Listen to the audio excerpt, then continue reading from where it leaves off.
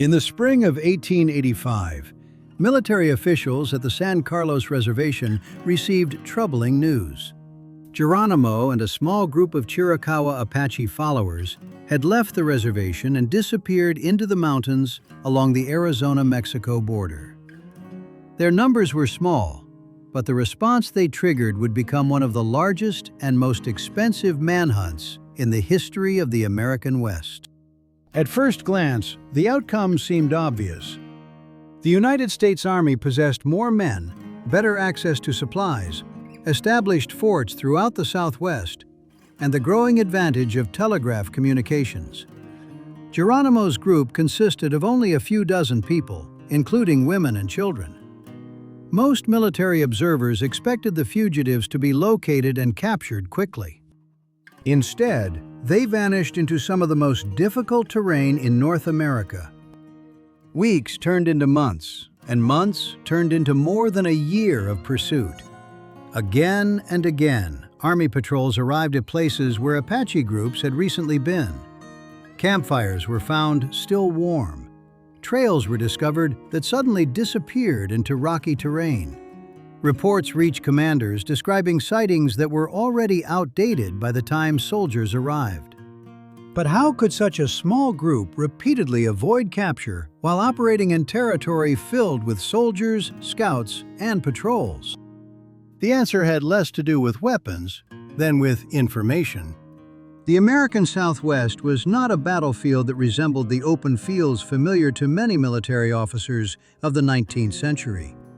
Much of Arizona and New Mexico consisted of deserts broken by mountain ranges, deep canyons, dry riverbeds, and vast stretches of rugged terrain. Distances were deceptive, water was scarce, and movement was often restricted to routes known only to people who had spent years learning the landscape. For Apache communities, this knowledge was part of everyday life. Families traveled through these regions for generations and developed a detailed understanding of seasonal water sources, mountain passes, sheltered campsites, and travel corridors. A location that appeared insignificant on a military map might be remembered by Apache travelers as a reliable source of water during a drought or a safe route through difficult country. The desert did not treat both sides equally. One side understood where survival was possible. The other side often learned too late. This difference in knowledge became one of the defining advantages of Apache Scouts. When a military column left a fort, it often believed it was beginning a search. In reality, Apache observers might already be watching. A cavalry force moving through dry country was difficult to hide. Hundreds of hooves striking hard ground raised visible clouds of dust. Wagons moved slowly and left clear tracks. Camps required fires, animals, and supplies. Even when soldiers attempted to move carefully, their presence could often be detected long before they arrived at their destination. Apache Scouts took advantage of this reality. Observers positioned on ridges and elevated ground could monitor movement across considerable distances. Information gathered by one observer could be passed to others through established routes and personal networks.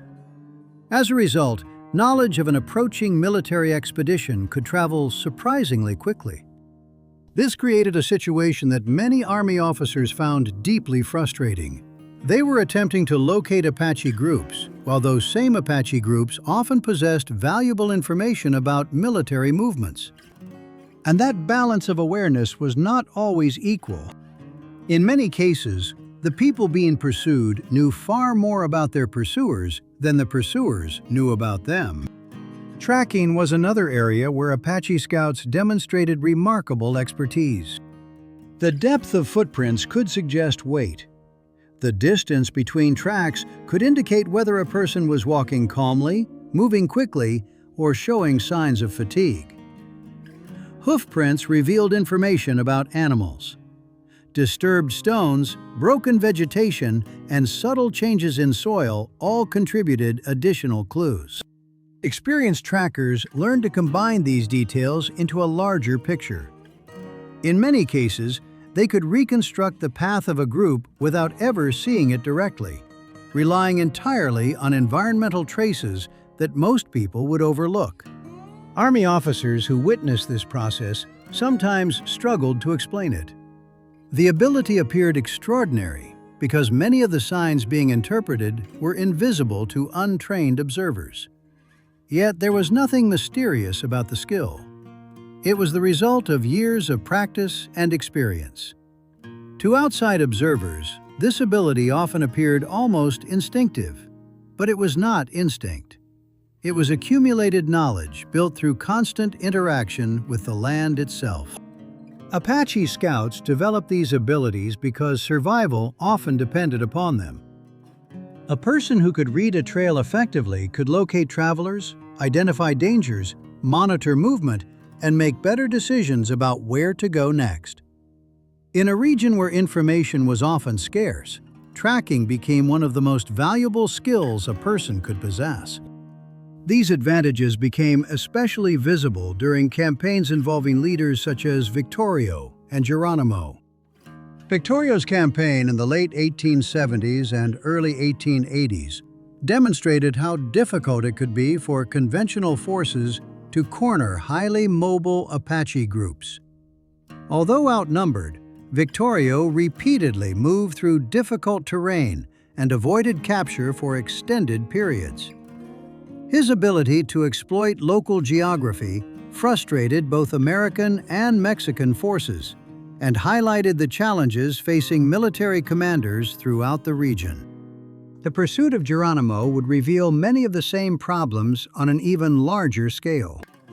As military resources poured into the search, commanders increasingly recognized that conventional advantages were not enough. Superior numbers mattered, better weapons mattered, reliable supplies mattered. Yet none of those advantages automatically revealed where an opponent was located. Information remained the decisive factor. That realization eventually pushed the Army toward one of the most important decisions of the Apache Wars. It increasingly relied on Apache Scouts. This development carried a certain irony.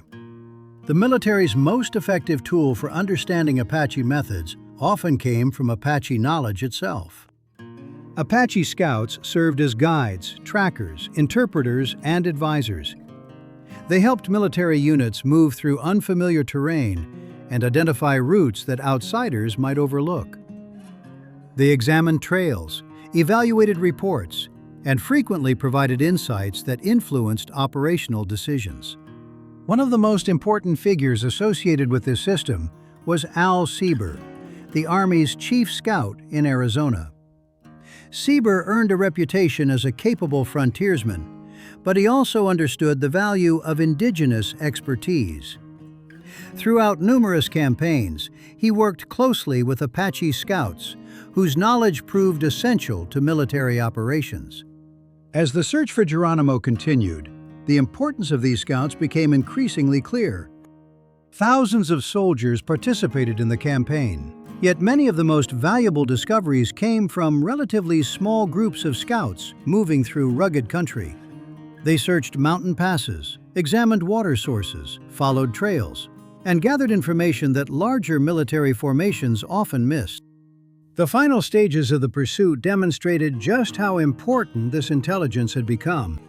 By the time Geronimo surrendered in September 1886, military leaders had learned lessons that went far beyond a single campaign. They had discovered that operating successfully in the Southwest required more than manpower and equipment. It required an understanding of terrain, movement, and local conditions that could not be learned from maps alone. What makes the story of Apache Scouts so fascinating is that their success did not come from a single remarkable skill. Their effectiveness emerged from a combination of experience, observation, memory, and environmental knowledge that had been developed over generations. They understood where people could travel, where they could find water, where they might camp, and which routes offered safety or concealment. Those individual pieces of knowledge combined to create an advantage that repeatedly surprised military opponents. Many histories of the Apache Wars focus on battles, negotiations, and famous leaders. But the conflict was also shaped by something less visible. Every campaign depended on information. Commanders needed to know where their opponents were, where they were going, and how quickly they were moving. Again and again, Apache Scouts demonstrated an exceptional ability to answer those questions. Today, modern militaries use satellites, aircraft, drones, and surveillance systems to gather information across vast distances. During the 19th century, Apache Scouts achieved remarkable results using observation, experience, and an intimate understanding of the land around them. For a significant period of time, that knowledge allowed relatively small groups of people to challenge and evade forces that were vastly larger and better supplied. The story of Apache Scouting is therefore not simply a story about survival or resistance. It is a story about how knowledge of a landscape can become a powerful military advantage, and how one of the most advanced armies of its era eventually discovered that some of its most valuable lessons were being taught by the people it was trying to track. They did not see the landscape as empty space. They saw it as information.